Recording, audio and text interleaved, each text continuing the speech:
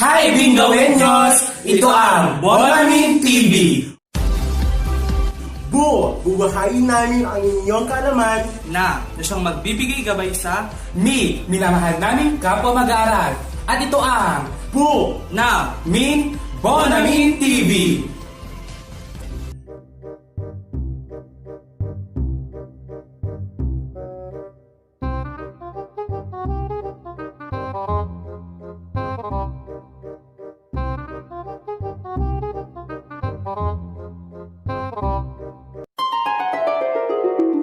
Handa na ba kayo sa papalapit na pasukan?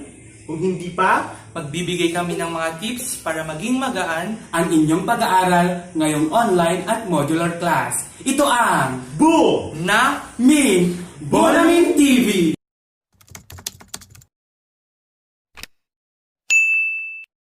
Tip number 1. Always practice time management.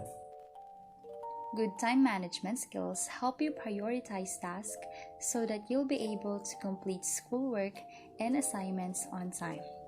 You'll be able to plan ahead, set aside the time you need for projects and assignments, and make better use of that time. Tip number 2. Remove distractions. Between cell phones, social media, and friends, there are a lot of activities that can distract you from schoolwork.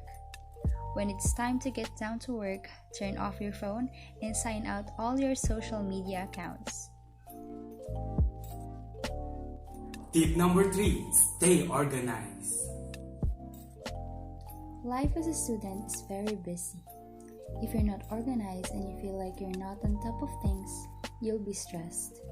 You might end up working late and sleeping less, but this is not a good idea.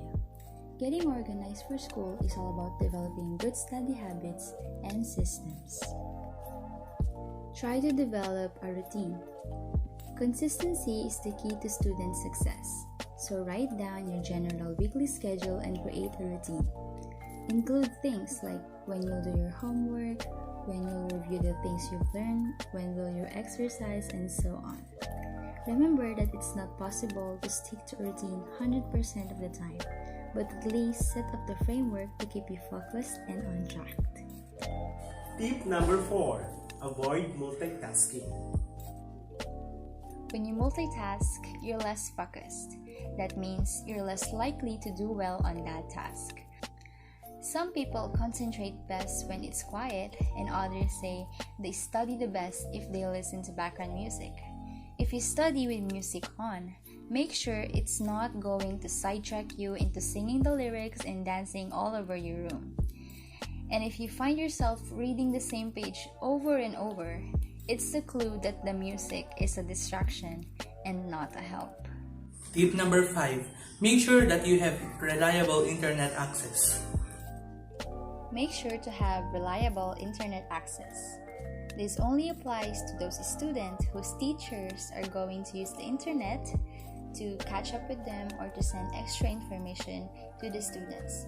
But don't worry, because our school, Bingao National High School, is going to be using the blended learning modality, in which they will hand out modules to the students, but also the teachers will use the internet to catch up with them. Tip number 6. Find a quiet and comfortable place. You need a good workspace, someplace quiet enough to focus. It's best to work at a desk or table where you can spread out your work. Have a place set aside for homework. That way, when you sit down, your mind knows you're there to work and can help you focus more quickly. Tip number 7. Before classes, always freshen your physical, mental, and social aspects. Before classes, it's important to freshen up your physical aspects by taking a bath and brushing your teeth. If you have more time, you can also meditate to clear your mind. If you have a clean mind and clean body, you can understand and focus more on your classes. Tip number 8. Actively take notes.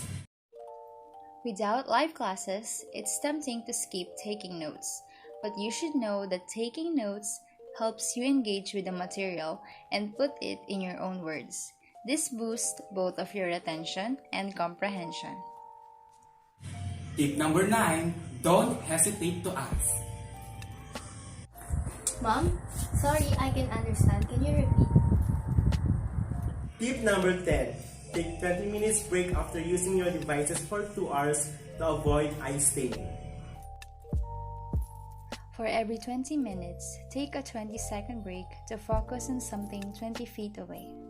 While you're at it, stretch your arms, legs, and neck, and take standing breaks. Tip number 11, get enough sleep. Getting enough sleep is important for you to recharge your mind and have the energy needed to stay on track the next day. Tip number 12, punch the deadline. Create your own deadlines and put them in your planner or calendar. Having your own deadline reduces stress for you as a student. You'll also be more likely to submit your best work. Don't treat the actual deadline as the deadline.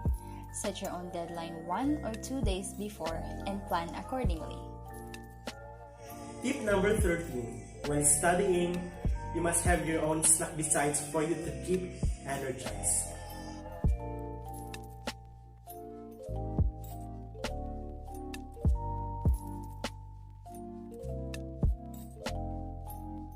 Tip number 14, make your own creative learning paraphernalia. This tip is for you to learn and entertain your body as well.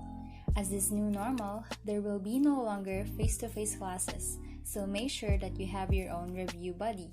For example, draw a question and answer it on your sticky note and paste it on your wall for you to remember your answer. Tip number 15, stay calm and stay hydrated. Staying calm allows you to think logically and take decisions accordingly. And being well hydrated improves sleep quality, cognition, and your mood.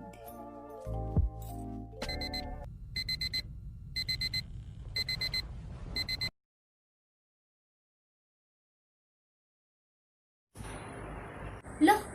Oo nga pala, may klase na pala kami ngayon. Alam, naka-play yun, 1, 2, 3, go!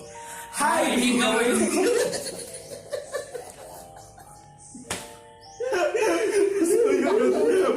Tuloy na makuna. Masyagat ka tayo na ka. Tantay-tay pa ito. 1, 2, 3, go. Hi, Bingo! Hi! Hi! Hi, Bingawenyos! 1, 2, 3, go! Hi, Bingawenyos! Ito ang... Ang nagkatawak ka! Sabi naman yun. Ang naman yun!